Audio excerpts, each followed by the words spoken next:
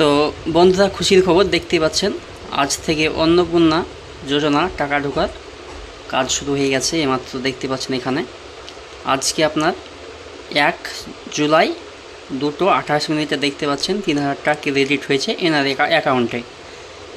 তো আপনারা আপনাদের অ্যাকাউন্ট চেক করতে থাকুন, দেখতে পাবেন আপনাদের টাকাটা ঢুকে যাবে।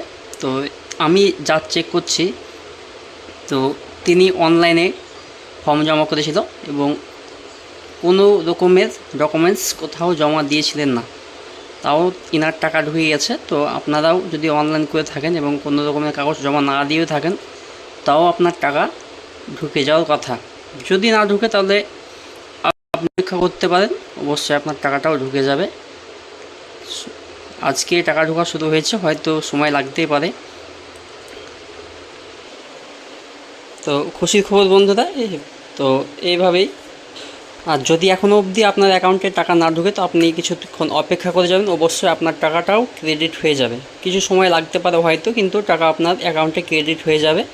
কারণ কালকে মুখ্যমন্ত্রী ঘোষণা করেছিল যে তারা 1,05,00,000 মহিলার অ্যাকাউন্টে সে 3,000 টাকা করে অন্নপূর্ণা যোজনার টাকা আজকেই পাঠানো হবে। তো সেই মোতাবেক দেখতেই পাচ্ছেন প্রত্যেক মহিলার অ্যাকাউন্টে আজকে পাঠিয়ে দিয়েছে। তো আপনারা অপেক্ষা করুন অথবা আপনাদের অ্যাকাউন্ট চেক করুন, দেখতেই পাবেন আপনাদের টাকাটাও ঢুকে যাবে। তো বন্ধু, আমরা এরকম টাইপেরই ভিডিও বানাই। ভিডিও যদি ভালো লাগে অবশ্যই লাইক করবেন। তো আমরা পরবর্তী ভিডিও দেখার জন্য আমাদের চ্যানেলটাকে সাবস্ক্রাইব করে যাবেন।